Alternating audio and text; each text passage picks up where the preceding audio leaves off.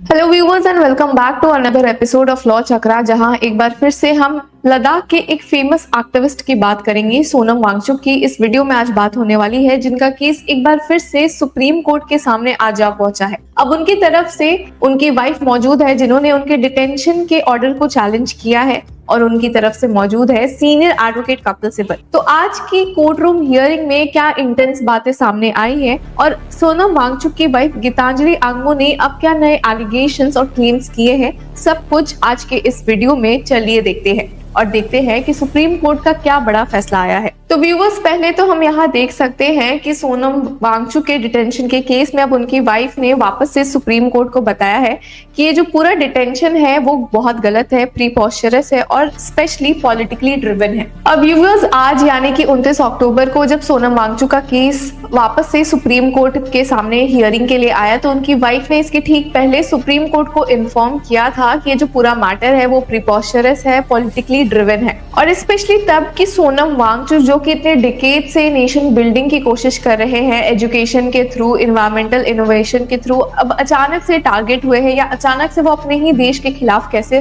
भड़काएंगे दूसरे लोगों को। अब आपको बता दें कि यहाँ गीतांजलि आंगमो ने अपनी प्ली को वापस से अमेंड किया है to challenge Sonam Wangchuk imprisonment on substantive grounds, जब उन्हें ये डिटेंशन के ग्राउंड्स रीजंस मिल गए थे सुप्रीम कोर्ट के लास्ट केस में ऑर्डर के बाद। और जिसके साथ ही उन्होंने इस न्यू अमेंडेड प्ली में बताया कि जो उनका डिटेंशन है वो बेस्ड है 5 फर्स्ट इंफॉर्मेशन रिपोर्ट्स में, जिसमें से 3 में तो उनका कहीं भी नाम भी नहीं मेंशन है, उनके खिलाफ कोई एलिगेशन भी मेंशन नहीं है। अब प्ली में स्टेट किया गया है कि इन एफआईआर्स और सोनम वांगचुक के डिटेंशन में कोई रिलेशन नहीं है, जैसा कि कहा जा रहा है, और जो कि काफी गलत है। जिसके साथ ही कहा गया है इस प्ली में कि out of the 5 FIRs relied upon, 3 pertain to the year 2024 bearing no proximate live or rational nexus to the detention of Mr. Wangchuk in September 2025। और इसमें भी जो 5 एफआईआर्स है उसमें से 4 में और उसके में से 3 में जो रजिस्टर्ड है वो अननोन पर्सन के खिलाफ है, इसमें कहीं भी मिस्टर सोनम वांगचुक का नाम नहीं है। तो अब ये कहना कि उनके खिलाफ जो एफआईआर है उसके बेसिस पे उनका डिटेंशन हुआ है, जिसमें से 3 एफआईआर जो है वो तो साल 2024 के थे, तो उनका अभी 2025 में जाके कैसे डिटेंशन में उन्हें रखा गया है, यही कुछ सवाल उठे हैं। तो चलिए इसी के साथ अब आज के हियरिंग में क्या लेटेस्ट अपडेट्स देखने को मिली है उस पे एक नजर व्यूवर्स डालते हैं। अब जैसा कि हम यहाँ थ्रेड में देख सकते हैं कि सुप्रीम कोर्ट में जस्टिसेस अरविंद कुमार और एनवी अंजारिया की बेंच ने इस मैटर को टेकअप किया, जहां पे एक प्ली आई है गीतांजलि आंगमो द्वारा, जो कि उनके हस्बैंड के डिटेंशन की लीगैलिटी को चैलेंज करती है, कहती है कि ये डिटेंशन कैसे सही है और ये जो एक्शन हुआ है वो अनकॉन्स्टिट्यूशनल है और उनके फंडामेंटल राइट्स को वायलेट करता है। अब व्यूअर्स, जैसा कि हमने कहा कि इसमें एक अमेंडेड प्ली आई है इस केस में, क्योंकि पहले गीतांजलि आंगमो के पास रीजंस फॉर डिटेंशन ग्राउंड्स नहीं थे, जो कि उन्हें बाद में सुप्रीम कोर्ट के ऑर्डर की हेल्प की वजह से मिले हैं। और यहीं पर अब सीनियर एडवोकेट कपिल सिब्बल ने उनकी तरफ से मौजूद होते हुए कहा कि we have already filed the application and shared a copy with the other side. इस पर जस्टिस अरविंद कुमार ने कहा कि हमें कुछ नहीं मिला है, we haven't received it yet, we even checked this morning, so you are introducing additional grounds now. जब यहाँ पे सीनियर एडवोकेट कपिल सिब्बल ने कहा कि उन्होंने ऑलरेडी एप्लीकेशन फाइल कर दी है अमेंड करने के लिए प्ली को, एक कॉपी भी दूसरे साइड के साथ शेयर कर दी है, तो इस पर जस्टिस अरविंद कुमार ने कहा कि उन्हें अभी कुछ नहीं मिला। पर यहाँ पे उन्होंने एक दूसरा सवाल उठाया है सीनियर एडवोकेट कपिल सिब्बल से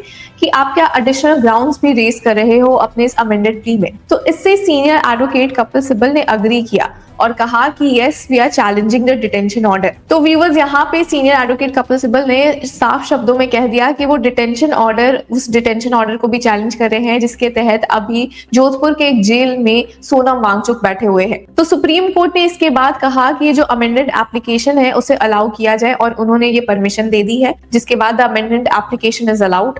और जिसके बाद हम देख सकते हैं कि सुप्रीम कोर्ट का यहाँ पे एक ऑर्डर भी आया है, इन अ वे इंटरिम ऑर्डर है कि the petitioner has short the courts permission to amend the petition to include additional facts, documents and grounds. Permission is granted to file the amended petition within 1 week. The amended counter shall be filed within 10 days thereafter and any rejoinder within a further week. The matter will be listed on November 24। तो viewers, अब supreme court के इस interim order से हमें बहुत कुछ पता चलता है कि उन्होंने इस केस की नेक्स्ट हियरिंग 24 नवंबर के लिए शेड्यूल की है। दूसरा, जो अमेंडेड प्ली फाइल की गई है पिटिशनर की तरफ से, उसे अलाउ कर दिया गया है, जिसके बाद कहा गया है कि इस केस में इस अमेंडेड प्ली के खिलाफ जो काउंटर भी फाइल होगा वो विद इन 10 डेज होना चाहिए, और उसके 10 डेज के बाद इस केस में वापस से पिटिशनर एक रीजॉइंडर भी फाइल करना चाहते हैं तो वो अगले एक हफ्ते में फाइल हो जाना चाहिए। जिसके साथ ही एक और बात कही है सुप्रीम कोर्ट की बेंच ने कि mister Sibal pointed out a typographical error noting that the reference should read para 3 instead of para 4 on page 99। इस करेक्शन को भी सुप्रीम कोर्ट ने अलाउ कर दिया है। तो ऑल इन ऑल व्यूवर्स, हम ये देख सकते हैं कि सुप्रीम कोर्ट ने इस केस में जो पिटिशनर्स की एक डिमांड थी कि वो अमेंडेड प्ली फाइल करे, पहले उन्हें डिटेंशन के ग्राउंड्स चाहिए थे और वो ग्राउंड्स उन्हें मिल गए हैं, तो उस ग्राउंड्स को